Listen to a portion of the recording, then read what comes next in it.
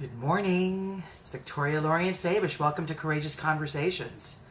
I just want to say that when you get real with people, it's kind of an interesting experience.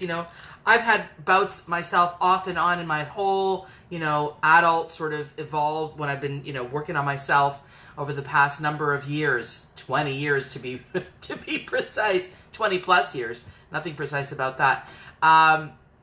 When you start to get real with people, this is interesting. It's, people say, oh, be authentic, be authentic, be authentic. But the truth of the matter is that when you are authentic, it's an amazing feeling on the one side, definitely an amazing feeling on the one side. But on the other side, there are going to be feelings that you experience. And hi, everyone who's joining me. Welcome, welcome, welcome. There are going to be feelings that you experience that are not going to be entirely comfortable. Whether or not you're experiencing the other person's feelings or you're experiencing your own. I work very much with my own feelings, but also I work with, for example, when I'm working with a client who's about to get more real with, or more authentic, let's just say, with whomever they are at work, when they're trying to draw a boundary, when they're trying to say no, or in their friendships, when they're trying to troubleshoot a conflict. These kinds of things, interestingly enough, will bring on the feelings of, oh, I'm not going to be as popular, because you do forego people liking you as much sometimes. But part of the journey is being a little more, or a lot more, independent as to what not independent, let me explain it to you and we'll get the right word. Being a lot more, so if you just decide what is successful in a authentic communication, what is successful in an authentic communication, it shouldn't be how the people over there responded. It should be, how are you feeling? How are you feeling with how you performed, or not performed, how you put it out there? In other words, did you have a bitchy tone? Just because you're trying to get something that you need? Did you, were you mean? Were you overly direct? In other words, it's a skill set that you need to cultivate the skill set of authenticity, and where possible, work to be fair, kind, loving, balanced, these kinds of things. Because the truth of the matter is that when you're developing the newer skill set of getting real with people and getting more authentic with people, for me, when I'm deeply authentic, I have a combination of feeling good for me, I did what I really needed to do, but on the other hand, it's like, ugh, there's a combination of, wow, maybe some embarrassment, maybe some overexposure, maybe some, how was my communication? There's a self-assessment. So when you're starting your journey, it's just understand that it's pretty pervasive. It's pretty it's something you will have to expect, is a journey of feeling like, ooh, am I doing that well? Am I doing that in a way that is fair, skillful, balanced, kind? And that's, I believe, mostly what you want to be aiming to do. You don't really necessarily want to be aiming toward just laying it out there. And it's all fun and games until you start to lay it out there. And then you start to deal with the real deal of how this is. And I really want to say to people that there's nothing more amazing than having less of a feeling of dependency on other people's approval of you. That's such a great feeling. It's freaking hard, but it's a really powerful feeling to feel less about what the other person is doing and more about what you're doing. And Jennifer says, I tend to be slightly apologetic when standing up for my beliefs. But it might work for you, Jennifer. I think that I think that that's a skill to say, hey, please don't step on my toes. I mean, that's a generalized thing. Please don't step on my toes. And I'm sorry I'm being this direct. And I've also developed some of that too. It's not necessarily a tactic, okay, Jennifer and everybody. It's not a tactic. But I believe that it is a way to soften the messaging. And then when you feel that you finish that particular conversation, Jennifer, and everybody listening, the question I have for you is, do you feel okay about yourself? And that is what I'm wanting to say. That should be the measure that you need to develop. One needs to develop a set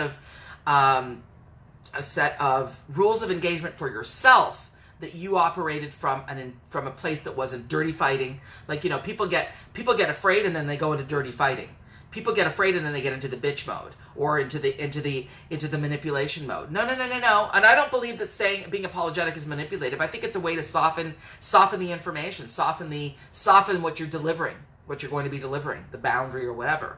So one has to decide where the moment is for you that says, you know, when you click that phone, when you've said that communication, when you leave the situation, do you feel, how did I behave? Was I good? Was I good? I'm trying to say good meaning, was I fair? Was I balanced? Did I cower and communicate, you know, not what I really, not what I really wanted to? Did I communicate what I wanted to? And I feel like that's the skill set, is getting really clear about how did you behave versus how are they behaving.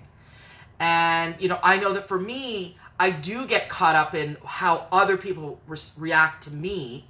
But at the same time, as Jennifer says, age is helping me care less about what other people think. Although I do care. I still do care. I cannot BS you. I do care about that. However, it doesn't have as horrible a hold on me. And the journey toward developing all of this, and I really want to be, you know, so authentic with this, is that you need to be self-assessing when you're communicating.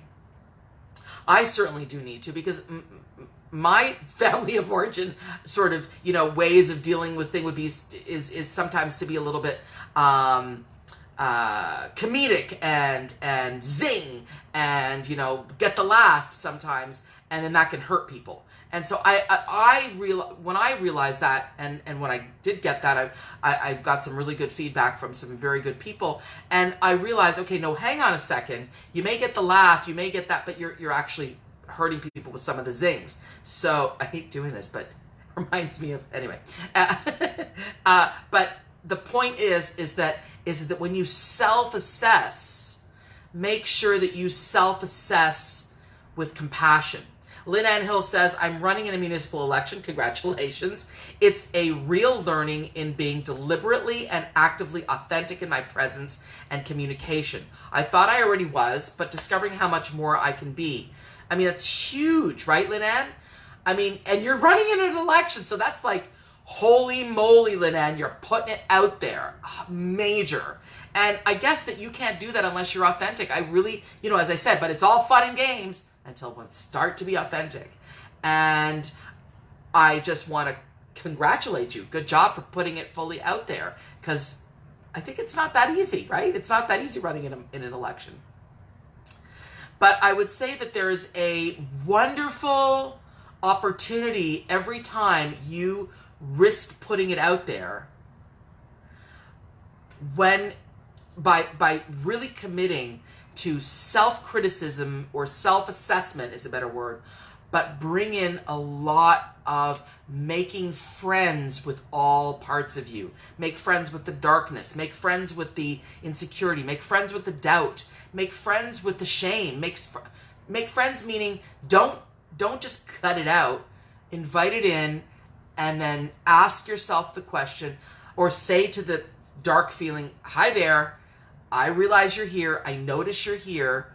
What are you here to teach me? What are you here to bring me so that I can, A, be more of who I truly am, but B, not cower, not be so afraid of what other people think, but also not be cowering at my own criticism of self, because that's just as damaging or more. In fact, that inner running commentary of self-criticism without love, because I do want you to self-assess and do some really constructive criticism of yourself. That's important, but not without compassion and making friends with parts of yourself that you feel are, you know, your defense mechanisms, your coping mechanisms, your tone. I was working with someone the other day who's trying to get some respect in her workplace in terms of how she's being treated by certain people, and she needs to breathe a little fire. She needs to speak a little strongly and say, no, this is not working for me. And she comes into the office having done her task of drawing a little bit of a boundary, but unfortunately, hi Homid, nice to see you. Unfortunately, the way she does it, and she doesn't feel at all comfortable with it, is she does it with a real kind of snarky tone. That's what her family of origin kind of, how they did it to get what they needed. And that snarky tone just doesn't sit well with her. But I said to her, and I'm saying it to you, on a continuum, we have being totally at the mercy of others and then snarky tone. And you got to find somewhere in the middle. You got to find somewhere in the middle. And Mandy says, I find sometimes that when I try to communicate with my spouse how I'm feeling, I have a difficult time doing so because I feel like I'm not sure how to say it, or he might think I have a tone and it is so hard. Well, watch the tone. But for people that are really struggling with just simple communication, or not even simple, but just authentic communication, write down your thoughts and feelings. Write down your thoughts and feelings in a journal and practice it within, and tell the other person that, hey, I'm struggling a little bit, especially with your spouse, Mandy. With your spouse, say, I'm kind of struggling a little bit to say this, so if you could just provide me a little bit of space to be able to muddle through this, I'd really appreciate this. In other words, you're asking the other person to provide you a little bit of leeway and compassion. And especially with a spouse, Mandy, I think that's a really, really important, a very important thing to develop with the couple. And Lynn Ann says, yes, I have to pull back from overthinking and imagine what others expect. Yeah, I mean, it's the, that really is the devil, right, for me. But it is important because the measure to which your success needs to be, how did I act? How did I speak? Do I feel at peace with my behavior versus what the other person? And when I don't feel at peace with my behavior, you got to go about the business of, hey, sorry how I spoke, or that was not my finest moment. Be human. Just be human about these things. That wasn't my finest moment. I love that everyone's joining in. Thank you so much. Share if you can. But also, I want to say that just because it's hard, don't stop your journey toward authenticity and toward being your real self. But the truth is, it is all fun and games until you start getting real with people. And there's a lot of challenge around it.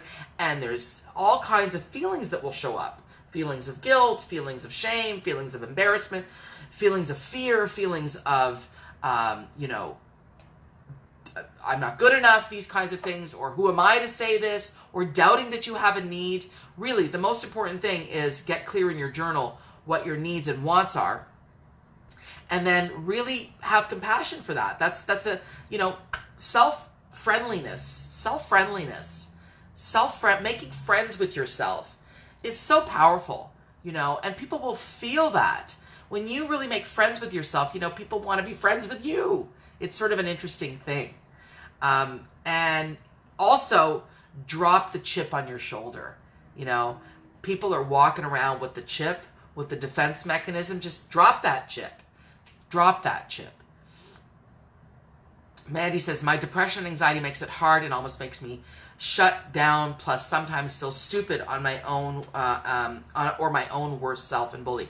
So Mandy, right? You got to work on some of the depression piece. I think that's really, really important.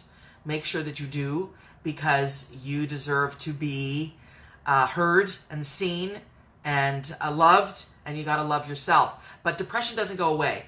It's a biochemical thing as well as a mental emotional thing. It doesn't go away. So your depression is like clouding.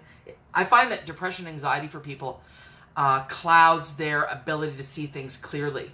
And there's always a veil of that depression every time they confront life. And so please go get some help, and talk to your doctor, start there, and try and get a psychotherapist or a psychologist. Join a support group, Don't let this just go, Mandy. Please, please, please. Now you put it out there, so now I really want to hear that you're doing something about depression and anxiety, because that is so important. And don't just let it be. Don't just let it be. You deserve it. So I want to just say to everyone, keep getting real, but at the same time, hi Tammy, nice to see you. But at the same time, understand that there is going to be some side effects from the getting real, both internally and externally. And I want you to cope with that in a way that is self-compassion and friendliness with self. Okay? Have a fantastic day. I'll catch you tomorrow on another courageous conversation. You amazing humans. Mwah! Big love, big hugs. Talk soon.